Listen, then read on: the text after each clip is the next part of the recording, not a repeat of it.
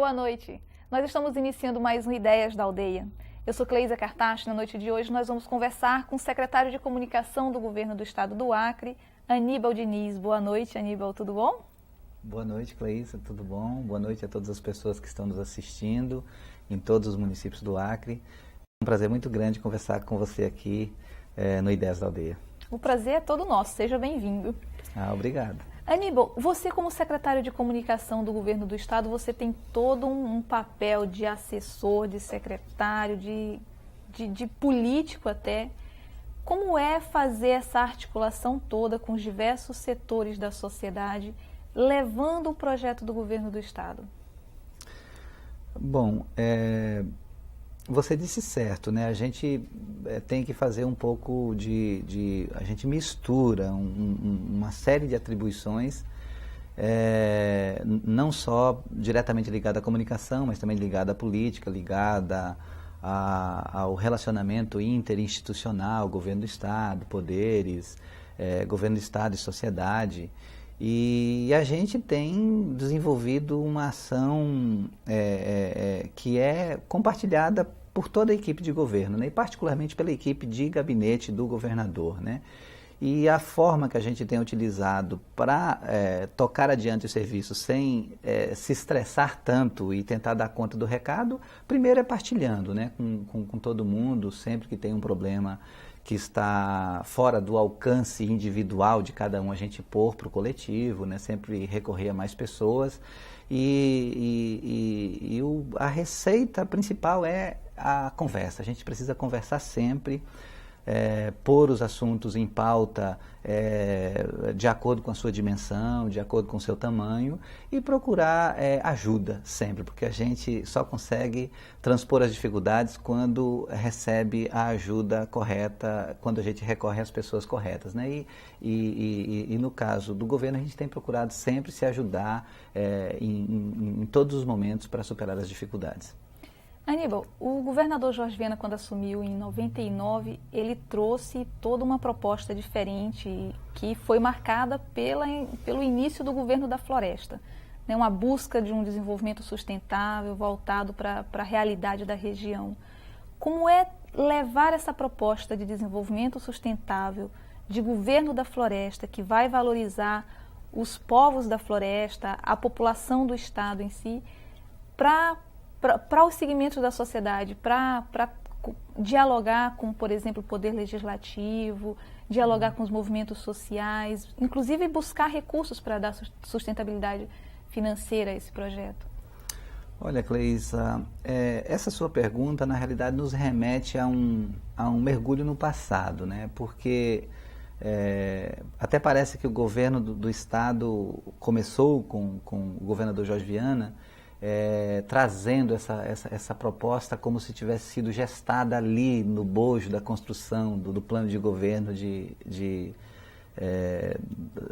do candidato que disputou em 98, né? Mas na realidade todo o arcabouço teórico que está posto no governo da floresta tem sua inspiração bem mais atrás, né?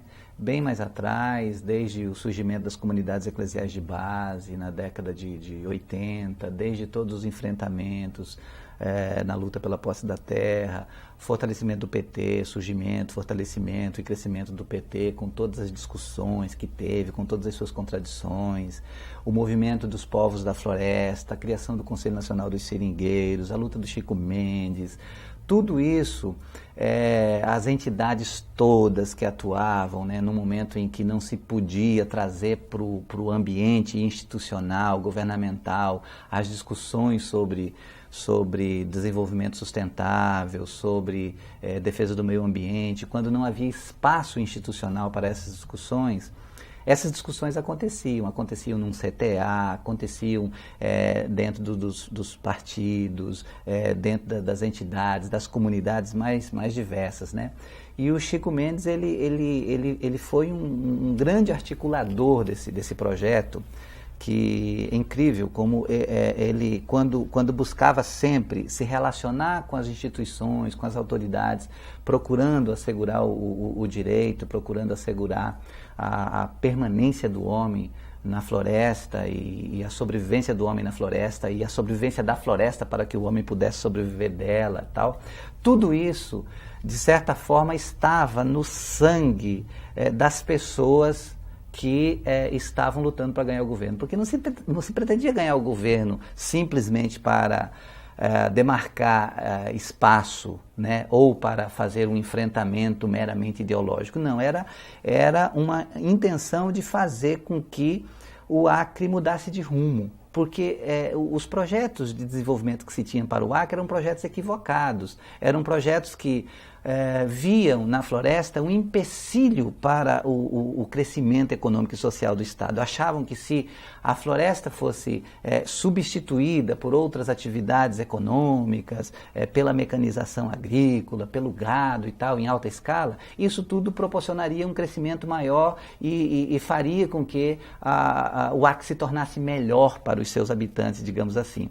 E o movimento todo que antecedeu ao governo da floresta foi no sentido de tentar provar o contrário, no sentido de provar que o Acre podia se desenvolver em harmonia com o que ele tem de mais rico e de mais significativo, que é a sua floresta, né? E quando o governo do Estado, quando o governo georgiano teve início, a gente teve assim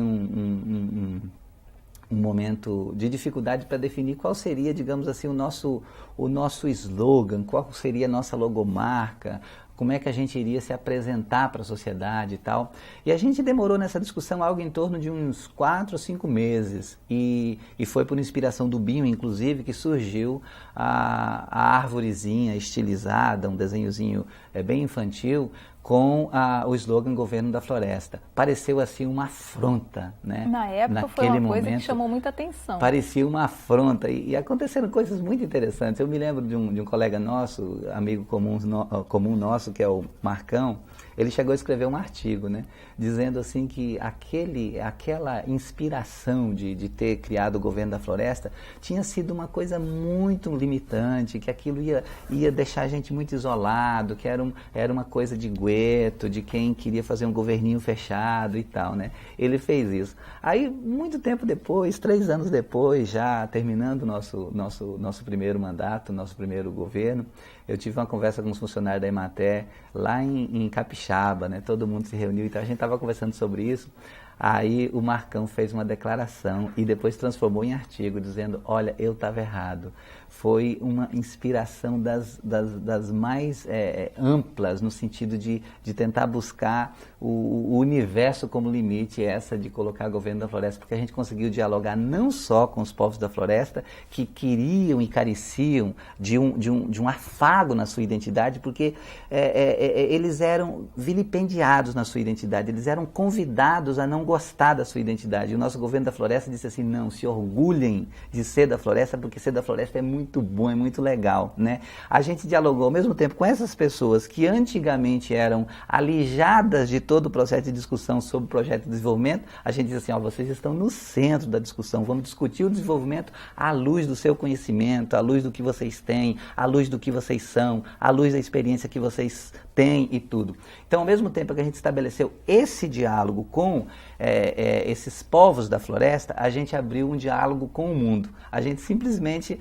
abriu assim um ângulo de 180 graus, né? Ao mesmo tempo em que a gente conseguia dialogar com o interno, com aquele que era esquecido internamente, a gente conseguiu despertar um interesse também fora do Acre, no restante do Brasil e no mundo. E talvez por isso, exatamente por essa magnitude da ousadia que foi feita, é que o governo se transformou num governo tão visto e tão reconhecido. Ao ponto, eu gosto sempre de citar esse momento que a gente viveu com o Leonardo Boff. Leonardo Boff disse que projeto nenhum logra êxito se não tiver uma grande metáfora.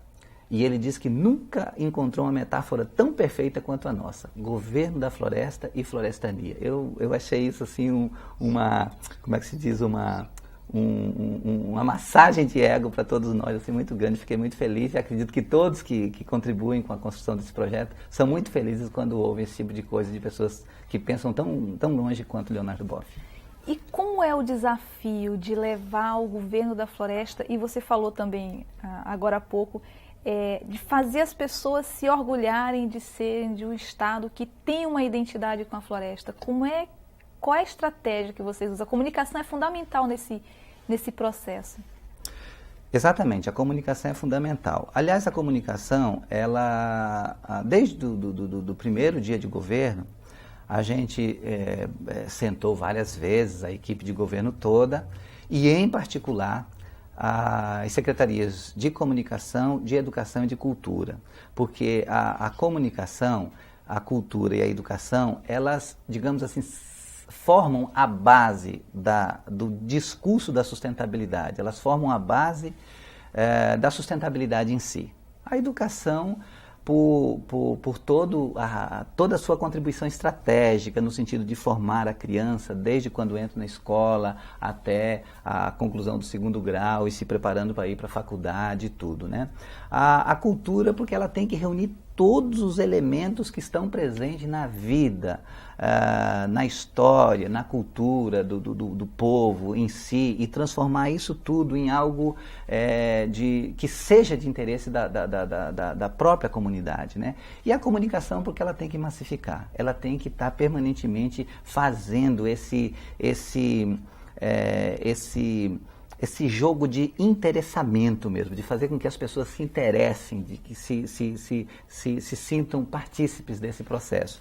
Então, a estratégia que a gente adotou desde o início foi a do dialogar com sinceridade, né? De procurar estabelecer essa discussão, mostrar que a gente não ia ter resultados imediatos, porque imagine você ter anos e anos de uma ideologia que colocava que a floresta era um empecilho para o desenvolvimento. E num passe de mágica surge um governo dizendo assim, não é bem assim. Nós queremos agora que a floresta seja o nosso passaporte para um modelo de desenvolvimento sustentável, um modelo de desenvolvimento que se perpetue, que não seja estagnário, que possa seguir adiante, não se sabe por quanto tempo. Porque o Toinho, que é um dos nossos teóricos mais consultados dessa discussão de desenvolvimento sustentável, ele sempre diz que o projeto só é sustentável se ele conseguir, né, pensar a sobrevivência até a 7ª geração, né? Imagine só você pensar na sua sobrevivência atual e pensar na sobrevivência dos seus filhos, dos seus netos, dos seus bisnetos e assim por diante até a 7ª geração. E a gente tem que, quando estabelece uma discussão nessa magnitude, tem que dizer, olha, não vamos colher resultados de imediato, nós vamos colher resultados a longo prazo.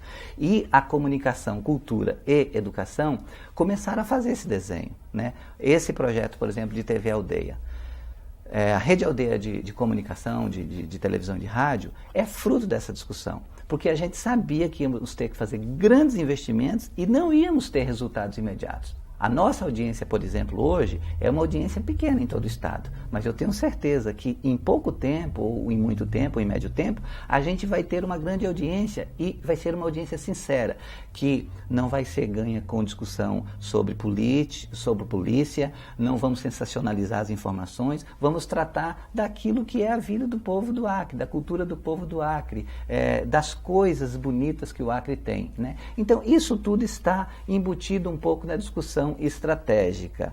E lembrando sempre que o governador Jorge Viana, ele é muito sensível a essas discussões. Eu diria até que o grande feito do governador Jorge Viana, em que pese todas as obras que o governo fez, e o governo fez muitas obras ao longo desses 6 anos de governo, em que pese todas as obras que foram feitas, de toda a visibilidade, de toda a imponência que essas obras representam para a sociedade, a grande conquista do governador Jorge Viana foi resgatar a autoestima do povo. A autoestima, o amor próprio, o orgulho, né? Todos nós sabemos de casos de pessoas que antes do governo Jorge Viana quando estavam fora do Acre, se sentiam um pouco envergonhadas de dizerem que eram acrianas. As pessoas, você é lá do Acre, ficavam meio sem jeito de dizer que eram. Hoje, as pessoas dizem assim, eu sou do Acre, eu sou daquela terra onde se discute florestania. Tem uma referência. Uma referência positiva. Eu sou da terra da senadora Marina Silva. Eu sou da terra do governador Jorgiano, do Chico Mendes, né? Eu sou daquele estado lá que tem 14 nações indígenas identificadas e que tem toda uma política voltada para os povos indígenas e para as mulheres e tal. Quer dizer, as pessoas dizem com orgulho, com o peito estufado, dizendo assim, eu sou daquele estado do Acre e tal. E isso é muito legal, sabe? Saber que a gente pertence a um governo que contribuiu para despertar esse gigante que vivia adormecido dentro do povo acreano. Mostrar a cara do nosso povo. Exatamente. Aníbal, nós vamos para um rápido intervalo e nós voltamos já já com mais ideias da aldeia.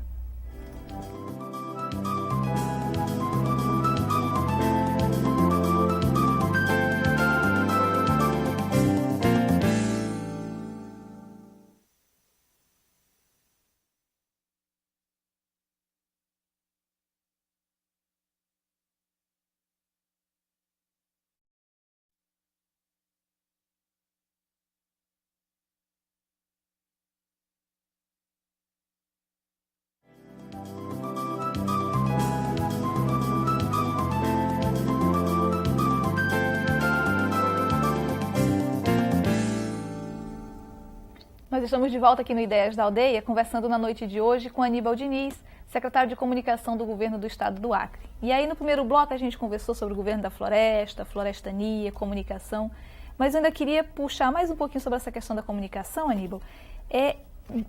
Qual a importância da TV Aldeia, que hoje, por exemplo, está interligada, está em todos os municípios do Estado? Qual a importância da TV Aldeia nesse projeto de desenvolvimento do governo?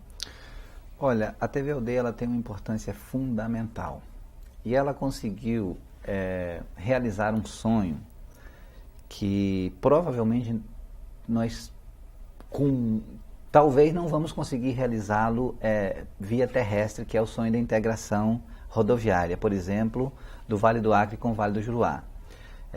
Mesmo com todo o esforço do governador Jorgiano, mesmo com todo o apoio do presidente Lula agora, todo o esforço que já foi desenvolvido ao longo desses 6 anos, pode ser que a gente não consiga fazer a ligação asfáltica entre o Vale do Acre e o Vale do Juruá até o final do nosso governo.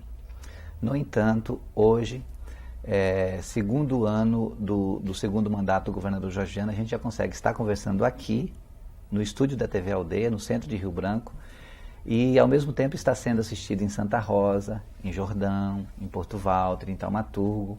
Então, nós, de certa forma, através da TV Aldeia, antecipamos a realização do sonho da integração.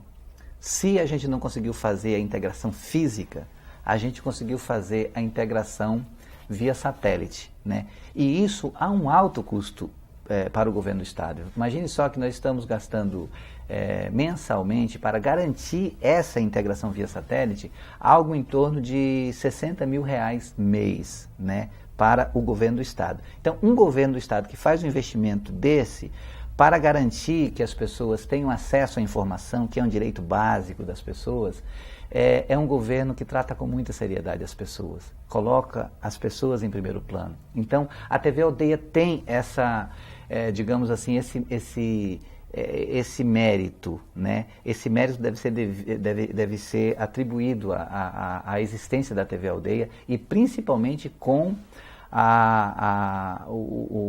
a ousadia com que ela foi encarada, né? Ela não ficou uma TV para a população de Rio Branco, mas é uma TV para a população do Acre inteiro. E veja só que nós poderíamos ter a opção de fazer a interligação via satélite em 1 hora do dia, 2 horas do dia, mas não, nós deixamos integrado a todo tempo. Todo momento que nós recebemos a programação da Rede Cultura de São Paulo, que é a melhor programação cultural que tem na televisão brasileira, a gente proporciona gratuitamente essa programação para toda a população de Rio Branco e ao mesmo tempo para toda a população do estado durante pelo menos 18 horas por dia. Inclusive tem alguns dias, em alguns momentos especiais, com datas especiais, que a programação chega a passar 24 horas. Né? Então a pessoa pode ligar a televisão à meia-noite, 1 da manhã e tal, e está lá a TV Aldeia no ar, fazendo esse contato, essa integração. Isso é muito legal. E o outro aspecto é o aspecto do autoconhecimento. Porque o povo do Acre não se conhecia, não se via na televisão.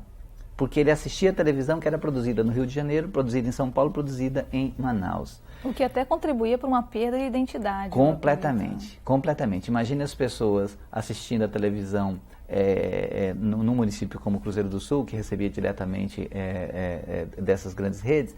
Então, conhecia mais Manaus do que Rio Branco, conhecia mais São Paulo do que Rio Branco, conhecia mais as praias do Rio de Janeiro, aquelas cenas todas que passam costumeiramente na televisão, do que as cenas próprias da nossa floresta, dos nossos rios, dos nossos índios, né?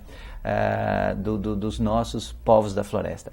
Agora, com a TV Aldeia, a gente está conseguindo quebrar esse paradigma. Agora as pessoas de Chapuri dialogam com Cruzeiro do Sul, Assis Brasil dialoga com Taumaturgo, Porto Volta dialoga com Brasileia ou Epitaciolândia. Então as pessoas veem que o Acre é em si um universo. O Acre é o nosso lugar no mundo com todas as suas diferenças, com todas as suas especificidades. Né?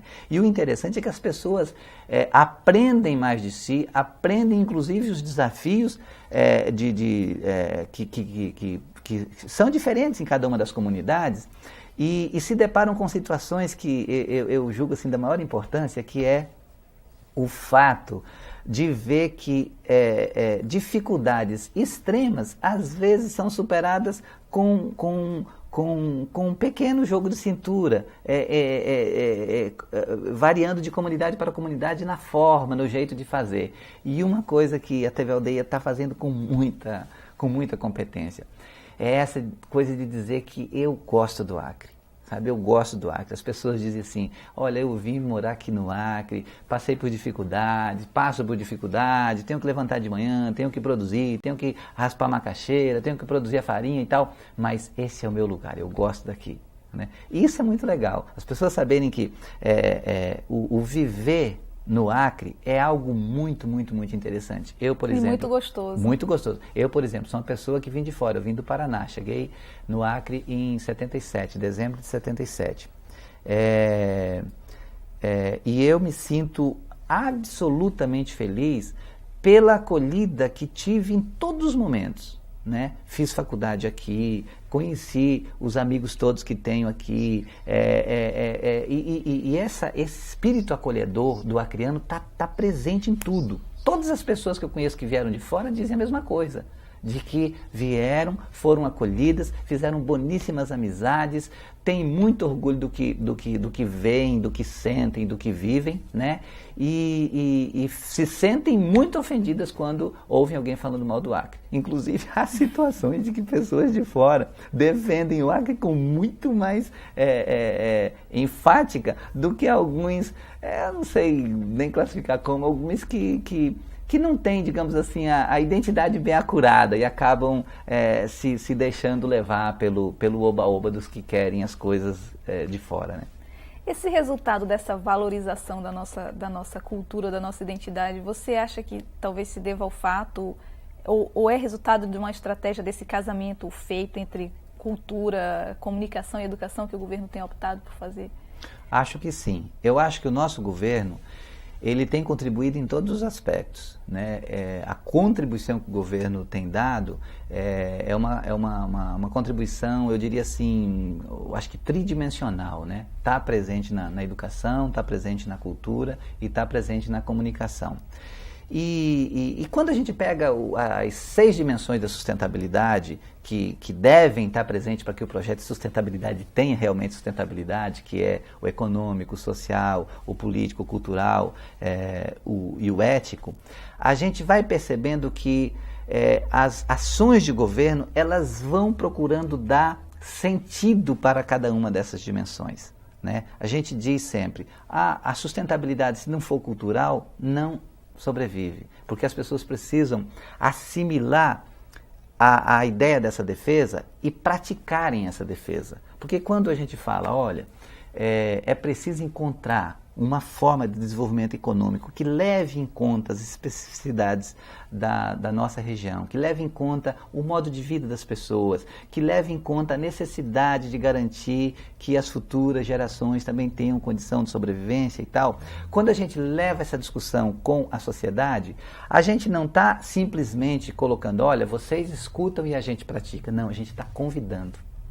A Marina acaba de desenvolver um raciocínio que diz assim, o meio ambiente é muito bom ser discutido quando é no ambiente dos outros, não do da gente. Mas a gente, governo da floresta, propõe insistentemente que nós discutamos florestania, sustentabilidade, a partir do nosso ambiente, a partir da nossa casa, a partir do nosso quintal, a partir do nosso terreno, se é uma área de colônia agrícola, a partir da nossa colocação, se é no seringal, a partir dos nossos rios, a partir do que a gente tem. Por quê? Porque a gente tem que valorizar o que a gente tem, a gente atribuir o máximo valor possível ao que a gente tem, para a gente poder ser visto. E o Acre ele é esse grande diferencial, porque nesse mundo globalizado em que a gente vive, as coisas tendem a ter valores indiferenciados, né? Se massificar. São as chamadas commodities, né? Os produtos com valores com valor indeterminado, que acabam se sobressaindo ou pela quantidade ou pelo preço, né? E nós da floresta, do governo da floresta, propomos uma discussão diferenciada, que é estabelecer um valor diferenciado para aquilo que a gente tem. Porque o que nós temos, só nós temos. Se é que nós temos algo que é cobiçado pelo mundo e que nós, só o povo do Acre, o povo da Amazônia tem, então é preciso que a gente estabeleça um valor compatível com isso tudo. E melhor ainda quando a gente consegue estabelecer um valor compatível e consegue preservar a galinha dos ovos de ouro, né? Quando a gente consegue estabelecer uma discussão científica, de busca de alternativas tecnológicas, busca de novos produtos que podem ser explorados no futuro e tal, e isso tudo tem que estar presente em cada discussão científica de pesquisadores, de pessoas que estudam alternativas de sobrevivência para o futuro, porque essa é uma preocupação que está presente na vida de todo mundo. Quando o nosso governo propõe isso, eu acho que ele dá uma demonstração de grandeza muito legal. Porque ele não está querendo dizer, olha, nós temos a receita. Está querendo dizer o seguinte, precisamos encontrar juntos a receita. E a única coisa que a gente sabe é o seguinte, nós precisamos preservar o nosso ambiente de pesquisa. E o nosso ambiente de pesquisa está aqui, o Acre, com sua floresta, com toda essa biodiversidade que requer conhecimento e que a gente não tem. E Aníbal, você como secretário de comunicação está à frente das ações do governo, está enxergando de forma bem integral o que tem acontecido ao longo desses 6 anos. Como é que você avalia esses 6 anos de governo de forma mais objetiva? O que o governo tem feito? Quais são os resultados desse trabalho? Olha, os resultados desses 6 anos de governo, eles são aqueles resultados visíveis, né? Palpáveis, que você a olho nu enxerga, e tem aqueles resultados que são mais, digamos, que não são facilmente visíveis, são aquelas situações mais você pode me ajudar? Estruturais. Tem um termozinho que a gente utiliza, que é o quase como invisível. Fugiu aqui da cabeça agora. Bom, mas vamos aos visíveis, depois a gente discute sobre essa situação dos invisíveis. Visível. O governo do Acre, quando Jorge Viana assumiu, tinha uma arrecadação de ICMS aproximada de 4 milhões mês.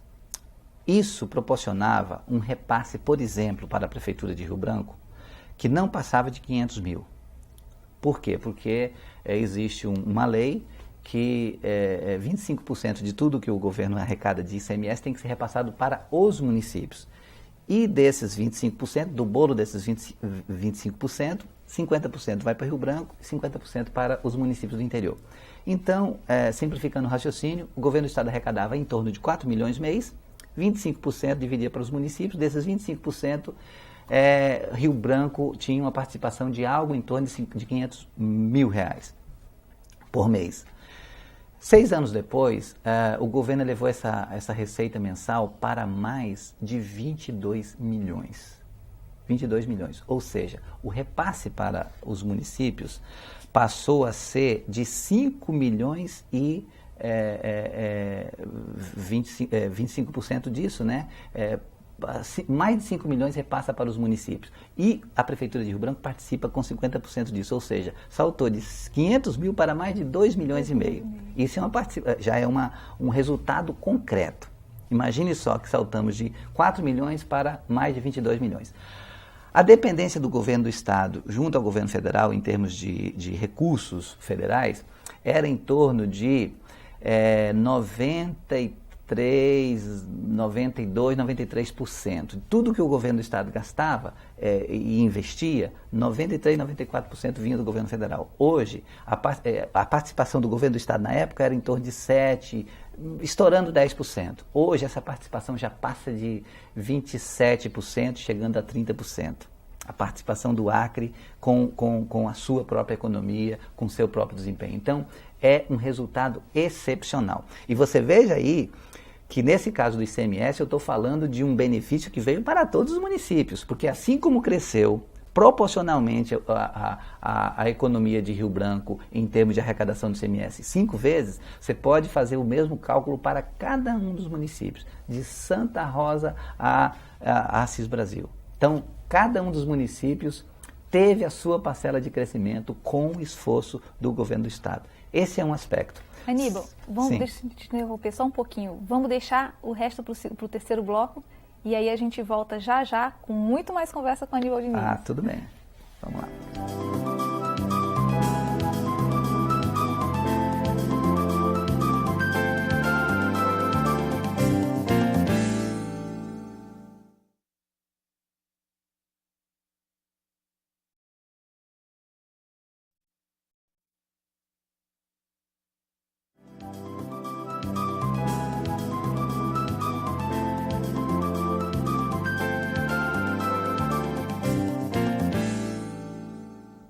Nós estamos de volta com Ideias da Aldeia, com um programa especial na noite de hoje, com 3 blocos, conversando aqui com o secretário de Comunicação do Governo do Estado, Aníbal Diniz.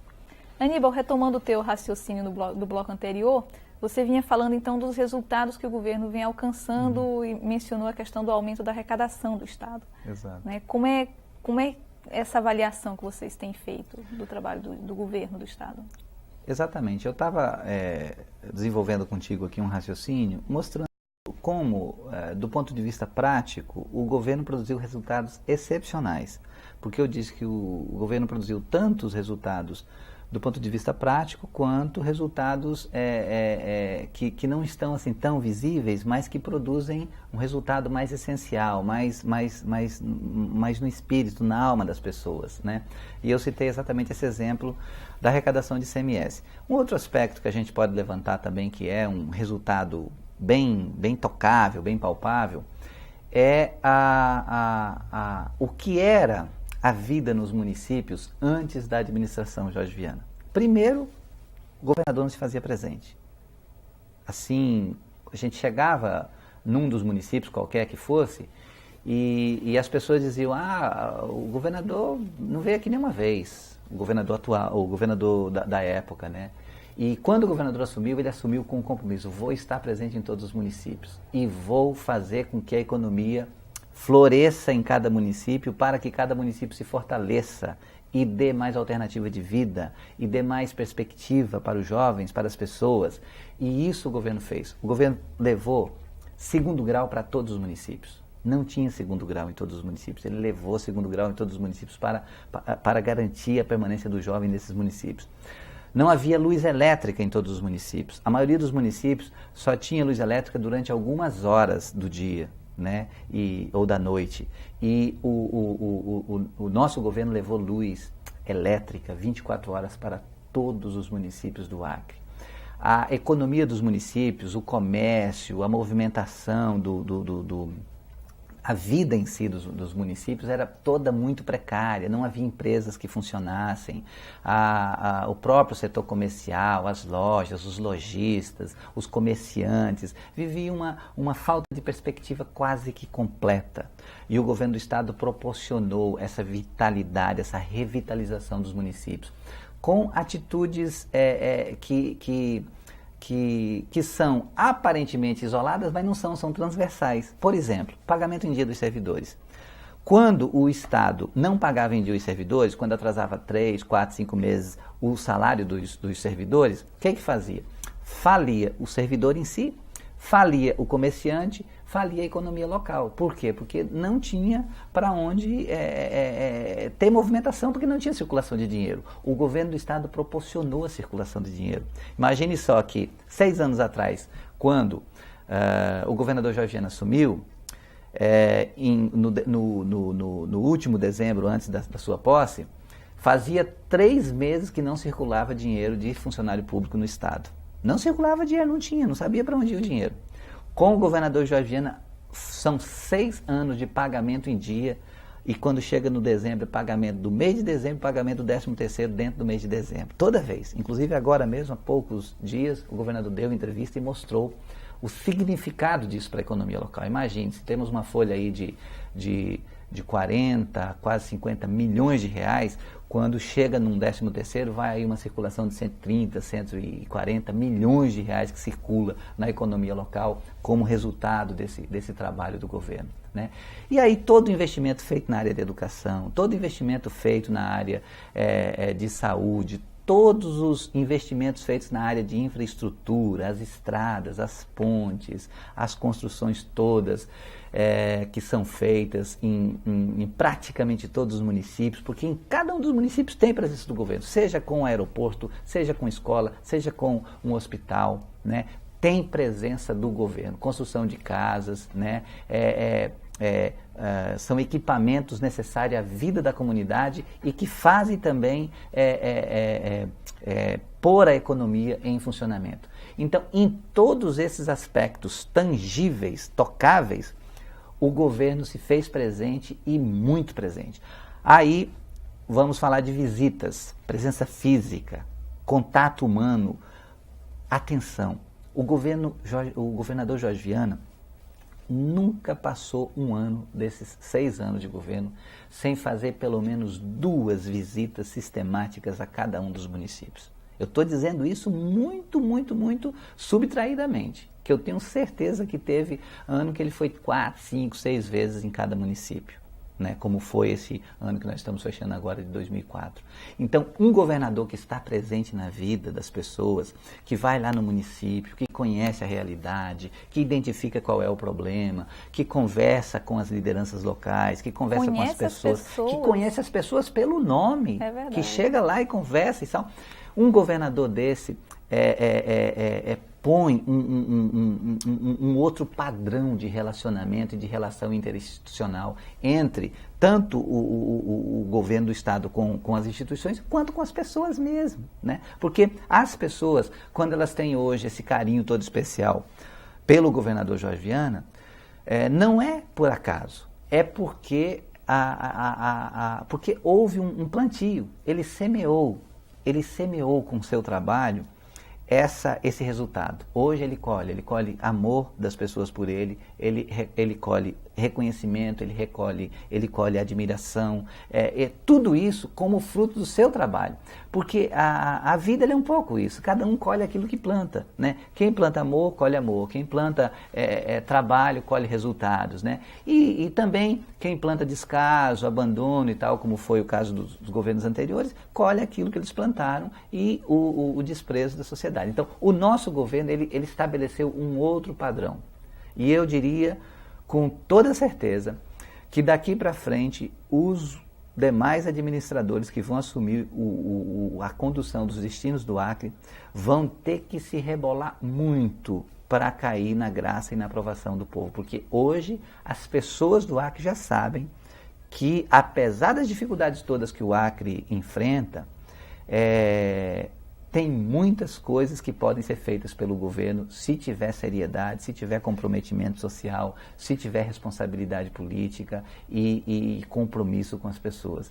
E isso é um legado que o nosso governo deixa, um governo que conseguiu provar para o povo do Acre que quando tem boa vontade, quando tem esforço, quando tem determinação, as coisas acontecem. Por mais que não sejam tão rápidas e tal, mas acontecem e as pessoas aplaudem e ficam felizes quando veem as coisas acontecendo. É verdade. E essa questão da relação com o governador, a gente vê claramente nos discursos deles, ou em qualquer lugar que ele esteja, ele sempre tem um exemplo de uma pessoa lá de Tarauacá, ou de Assis Brasil, ou do Jordão. Ele sempre traz um exemplo, uma vivência de alguém que tem o que ensinar para a gente, né? Então mostra que ele realmente conhece a realidade. Ele diz sempre que ele está entre os acreanos que mais conhece o Acre. Eu diria que ele é hoje o acreano que mais conhece o Acre, que mais conhece os rios do Acre, que mais conhece as condições de vida de cada uma das comunidades. E isso tudo contribui para que na hora do planejamento, na hora da decisão, na hora da definição de como serão os investimentos, ele tenha acertado muito e tenha feito esse governo tão grandioso. É claro que temos muito a conquistar ainda. Os problemas continuam, temos desafios muito a ser superados ainda nas mais diferentes áreas, porque para cada área que teve um avanço, também tem o seu desafio posto ainda para os próximos anos, né? E é claro que nós não estamos vivendo num estado ideal. Nós estamos vivendo num estado que está muito melhor do que o estado que nós pegamos 6 anos atrás. Mas temos muito caminho, um longo caminho a percorrer ainda, até que estejamos em condições melhores. Mas faço aqui minhas as palavras do ministro Sepúlveda Pertence, que teve há poucos dias aqui, inclusive deu entrevista aqui para o Jorge Henrique. Ele disse num discurso que fez lá no TRE, que a democracia é bela porque ela está sempre em construção. E eu diria que o nosso governo, ele também pode ganhar esse sinal de grandiosidade porque ele se dispôs a fazer a sua parte e mostrar que a cada dia tem algo novo para ser feito no nosso estado, né? E por isso é que nós temos que nos sentir permanentemente desafiados em fazer mais, executar mais, procurar identificar os problemas, correr atrás das soluções, sabendo que provavelmente nunca vamos ter o estado ideal, mas nós podemos, pelo menos, ficar felizes, porque estamos fazendo a nossa parte. Eu acho que quando cada qual faz a sua parte, as coisas ficam melhores. Aníbal, nós falamos do relacionamento do governador com os municípios, com o povo do Acre. Como esse relacionamento agora com o governo federal? Nós sabemos do respeito que o presidente Lula tem pelo governador Jorge Viana, mas como é que funciona isso no nível institucional? O governo federal está realmente mais presente no estado do Acre? Está. O governo federal está muito mais presente e eu diria que não é só no governo Lula, não. No governo anterior, o governo Fernando Henrique, também houve grandes investimentos do governo federal. E qual é, digamos assim, a avaliação que a gente faz de tudo isso? É que um governo com bons projetos tem trânsito junto às instituições que financiam os projetos, que conveniam, que liberam recursos para os projetos, para a execução dos projetos. Então, no governo Fernando Henrique, os convênios feitos, as liberações, as conquistas foram enormes, né? E depois, quando assumiu o governo Lula, que é o nosso governo, porque agora somos um só, né, no Acre e no Brasil, com o governo Lula, que é um grande amigo do Acre, que esteve no Acre repetidas vezes, que gosta do povo do Acre, que tem uma relação sentimental com o povo do Acre, com o Acre, é claro que as coisas se tornaram ainda melhores. Eu não diria que melhores quantitativamente, porque pode ser até que tenha se diminuído o volume de recursos comparado com o do governo Fernando Henrique, mas eu diria que a atenção melhorou muito mais, né? Porque agora tem essa relação, esse sentimento de pertencimento que há tanto do governo Lula para com o povo do Acre, quanto há também do governo do Acre para com o governo Lula, né? E eu diria que melhorou sim e que está muito bem. Os 2 primeiros anos do governo Lula foram anos de dificuldade, porque ele tinha que tomar pé da situação também, tinha que segurar as rédeas da economia, teve que tomar medidas amargas para manter o país sob equilíbrio, né? E exatamente por isso é tão respeitado fora do Brasil, junto às instituições que também financiam o governo brasileiro, né? Então, os 2 primeiros anos foram muito difíceis para o governo Lula e o governo do Acre deu a sua parcela de contribuição para isso também, tá? Quando eu acompanhei a discussão em que o secretário de Planejamento nosso queria forçar o governo a ter um pouco mais digamos assim, de investimento no Acre. E o próprio governador pediu generosidade para o nosso secretário de Planejamento, que é um grande cara e atua muito em favor do Acre, dizendo assim: Gil, vamos com calma, porque a gente precisa estar solidários com o Lula nesse momento, porque não é possível que a gente vá exigir atenção especial ao Acre quando está havendo um momento de contenção em todo o Brasil. Se está havendo esse momento de contenção em todo o Brasil, vamos também dar a nossa parcela de contribuição, não exigindo atenção especial. Vamos estar, digamos assim, de maneira... Respeitar o momento. E isso foi feito no primeiro ano do governo Lula, no segundo ano. Agora, já no segundo ano, teve um pouco mais de liberações, já está acontecendo aí, já aconteceu a ponte em Brasileia, ligando Brasileia a Cobirra, já está acontecendo a ponte em Assis Brasil, ligando Assis Brasil em Apare. Temos aqui a terceira ponte de Rio Branco, que vai ficar linda, maravilhosa, vai ser assim um grande cartão postal que está lá. O presidente Lula já esteve 2 vezes lá visitando e está morto de feliz pela realização. E a gente está confiante de que esse ano de 2005, o próprio governador Jorge Viana está muito otimista com isso, será um ano ainda de mais conquistas e de uma proximidade ainda maior com o presidente Lula. A gente está muito confiante nesse terceiro ano do presidente Lula para o estado do Acre. E Aníbal, o que a gente pode esperar para 2005? Não só esperar do governo, mas o que nós podemos também fazer, a população, pelo Acre? Bom, eu posso dizer que hoje mesmo estive com o vice-governador visitando a usina de arte, onde vai funcionar a nossa futura usina de arte, onde era a antiga usina de castanha, e a gente ficou lá divagando um pouquinho sobre o que vai ser para a juventude aquele espaço lá. Vai ser um espaço fenomenal ali no Distrito Industrial, em frente ao conjunto universitário, e um investimento altíssimo que o governo do Estado está fazendo, né? E que vai também demandar do Estado um investimento permanente para a sua funcionalidade, algo em torno de R$500 milhão por ano, que vai ter que ser todo ano investido ali para manter a sua funcionalidade. É um pouco o exemplo, o sentido de como é que é fazer governo. É você executar coisas e depois ter que já separar um valor significativo do governo do Estado para bancar a funcionalidade daquela coisa. Então, o ano de 2005 será um ano de novas realizações e de muitos desafios para a manutenção de tudo aquilo que já foi feito até agora. Por exemplo, o Parque da Maternidade. O Parque da Maternidade, ele custou um valor X para ser executado, mas hoje ele custa um valor Y permanente para manutenção. Por isso que mesmo a cidade estando afundada em problemas, como todo mundo é testemunha e sabe, a cidade de Rio Branco, o Parque da Maternidade continua sendo aquele cartão postal bonito, que todo mundo gosta de ir, de passear, de caminhar e tal, porque tem presença de governo. Então, a presença de governo é uma presença que custa, que tem o seu preço, né? E o governo tem que pagar esse preço para garantir o serviço à sociedade. O que a gente espera da comunidade? A gente espera que a mesma generosidade que o povo tem tido para com o nosso governo até aqui continue e se estenda, inclusive, ao nosso companheiro Angelim, que vai, inclusive, assumir a Prefeitura de Rio Branco, numa situação muito difícil. A Prefeitura está completamente falida, com problemas de toda a ordem, e precisa da solidariedade, da parceria de todas as pessoas para que a cidade fique melhor. E a gente espera que as pessoas tenham para com o Angelim a mesma paciência que tiveram para com o governador Jorge Viana no início do seu governo.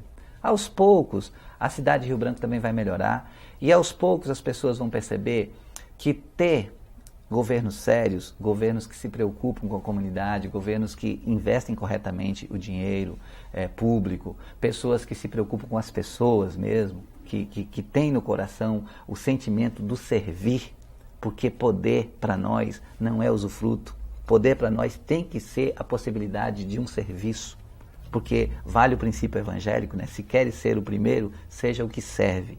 Então, para o Angelim, que é o prefeito, que é o número 1 da cidade, ele seguramente está consciente de que ele é também o primeiro a servir e vai mostrar isso com trabalho, assim como o governador Jorge Viana está mostrando. E da comunidade, vamos pedir que cada qual procure fazer a sua parte. Vamos todo mundo fazer, cada um de nós, a nossa parte, que a cidade de Rio Branco vai ficar melhor, que o bairro onde a gente mora vai ficar melhor, que a casa onde a gente habita vai ficar melhor, seguramente, e que as relações entre as pessoas seguramente vai ficar muito melhor. Porque todos nós que somos parte constitutiva dessa sociedade acreana, desse nosso lugar no mundo, né, nosso Acre, precisamos cultivar esse sentimento de felicidade que a gente tem quando a gente está entre as pessoas que a gente gosta. E querendo ou não, nós somos uma grande família, né? E devemos procurar fazer as ações necessárias para que a gente se sinta cada vez melhor. Aníbal, muitíssimo obrigado por essa conversa agradabilíssima. Eu que agradeço aí o convite e te parabenizo pela sua performance, parabenizo a todos da TV Aldeia pelos 141 programas Ideias da Aldeia que já foram mostrados para todo o povo do Acre, né? Para todos os municípios do Acre, e aos programas especiais também, outros tantos que foram feitos, e agora com Notícias da Aldeia. Então eu cumprimento vocês, desejo aqui o meu voto de muitas outras realizações e de muito sucesso, porque 2005 vai vir com toda a força e eu tenho certeza que a TV Aldeia vai crescer muito em audiência nesse 2005 e nós vamos fechar o ano de 2005, se Deus quiser, daqui a 12 meses, com um novo bate-papo e a gente vai falar de muitos outros resultados que a gente seguramente vai ter colhido ao longo de 2005. Que Deus abençoe todos nós e que tenhamos um 2005 maravilhoso. Muito obrigada, Aníbal. E nós ficamos por aqui com mais um Ideias da Aldeia. Não esquecendo que estamos chegando às 22 cidades do estado. A gente se vê no próximo programa. Até mais.